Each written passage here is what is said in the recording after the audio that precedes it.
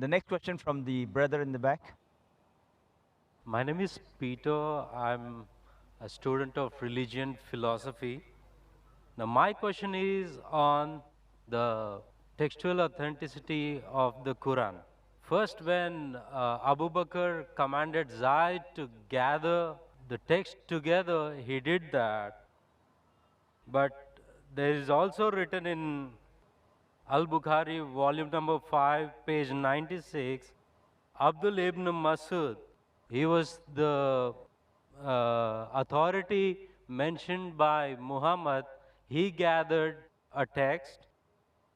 Then Salim, the freed slave, he gathered a text, and also Ubay ibn Ka'b, a master reciter mentioned by Muhammad. And there are also other people who compiled their text. But when Usman became the Khalifa, he ordered Zayed to make replicas, 7 replicas of his text and sent it to the different parts and ordered those previous texts to be burned. Now, if those master reciters compiled the Quran and Usman ordered those texts to be burned, now there raises a question on the authenticity of the Quran.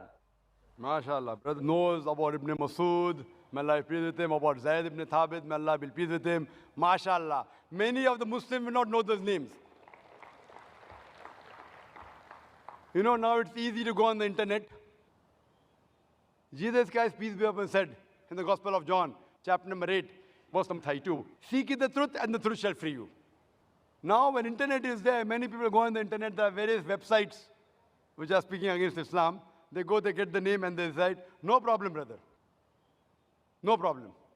Brother, as far as your question is concerned, the people who compiled the Quran, there was a group of Sahaba, the companions of the Prophet. Whenever Prophet got a revelation, he repeated it to these scribes.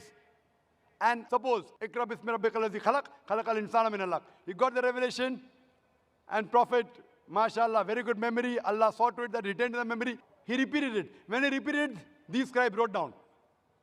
The Prophet personally verified. He was an ummi. How did he verify? Okay, read it now.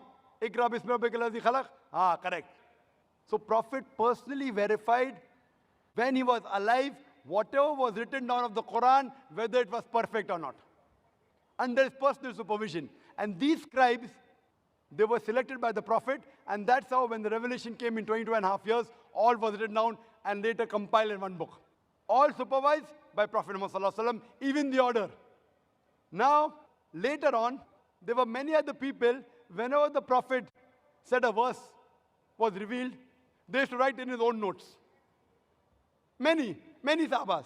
But this private notes of the other people weren't checked by the Prophet. Suppose the teacher gives the notes, 100 students are copying. How do I know whether it's right or wrong? If I'm giving a lecture, if some people note down, chapter number, verse number, chapter number, verse number, how fast can they note down? And if I don't verify, they say, oh, Dr. Naik, you said this reference. Where did I say it? Have I checked it? So what happened later on, there were many variants version of the Quran. Version means people thought their own notes to be the real Quran. And when Islam spread, people did not know which was the real Quran. So at that time, whatever the compiled copy was there, when Hazrat Abu Bakr, may Allah be pleased with him, during these scribes, it was then in the hand of the wife of Prophet, Hazrat Hafsa, may Allah be pleased with her. And then Usman ordered that copy, may Allah be pleased with him, and had a replication so that it could be sent to different parts of the world. And then he said, whatever copy you have, whether right or wrong, you burn it. Because that hasn't been verified. So people had their own notes. Suppose someone makes notes of my lecture, there are people making here notes. Maybe 80% is right, 90%, 100% is very difficult. Correct? 100% is very difficult. So 80%, even if it's 100% correct, if I give you now, this is the book of my lecture, you know, you'll be getting a book now. Quran and Modern Science. authenticated by me. Your notes, you throw it away. Why does he require the notes? I have given you a book. Anyway, you're not getting the full lecture. You're getting part of the lecture, Quran Modern Science. Now that part I'll tell you, brother, throw that notes away. This is correct. Authenticated by me, Dr. Zakir Naik. My book. So same way, whatever was authenticated by the Prophet, the revelation of Allah subhanahu wa ta'ala, Hazrat Usman, may Allah be pleased with him, he said, all the other copies should be burned. That does not mean there was variant Quran. There was one Quran that was revealed. But people, when they wrote with their own notes, there were differences. So that's the reason now one of those copies is even today present in Koptaki Museum in Istanbul. So this, and if you check it with today's Musaf, it is exactly the same. Word to word, letter to letter. That's the way. Even if you try to change it, you cannot, because today there are millions of people who know the Quran by heart. And here in our audience, mashallah, we have many huffaz, mashallah, who know the Quran by heart. Even if you burn the copy, you get all the huffaz together, you get together, again the original Quran, word to word, letter to letter can be reproduced. Hope that answers the question. But isn't it the same with the master reciters at the time of Muhammad? And the Zaid's text was compiled only after the death of Muhammad. That's totally wrong to say that. What we have to realize that Zaid ibn Thabit, he was appointed as the chief of the scribes.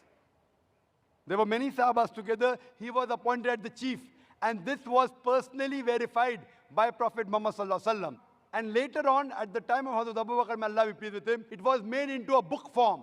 Because at that time, there was not paper, there was no pen.